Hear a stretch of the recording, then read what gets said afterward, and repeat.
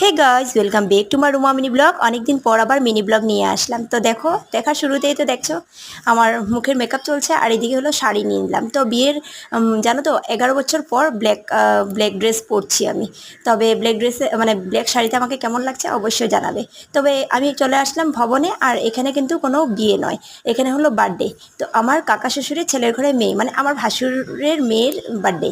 তো বার্থডেতে এসে তো প্রথমেই দেখলাম যে কি খাবো। তো দেখো এইদিকে কফি, তারপর তোমার চিকেন ললিপপ, এদিকে আবার তোমার ফুচকা। তো যাই হোক এগুলো ছিল, তো আমি চিকেন ললিপপ নিয়ে নিলাম। তারপর একটু আইসক্রিম খেয়ে নিলাম। আইসক্রিম খাওয়ার পর আমার এখন কন্ডিশন খুবই খারাপ, জানো তো। আমি একটু কিছু খেলেই এই অবস্থা। এই যে দেখো বার্থডে গার্ল। তো ও অ্যাকচুয়ালি খুব সুন্দর একটা ড্রেস পরেছিল, তো ড্রেসটা চেঞ্জ করে দেওয়া হয়েছে, কারণ ওর খুব গরম লাগছিল, জানো তো, খুব গরম ছিল।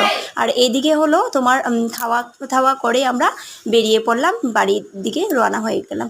তো আমার মিনি ব্লগটা কেমন লেগেছে অবশ্যই তোমরা জানাবে।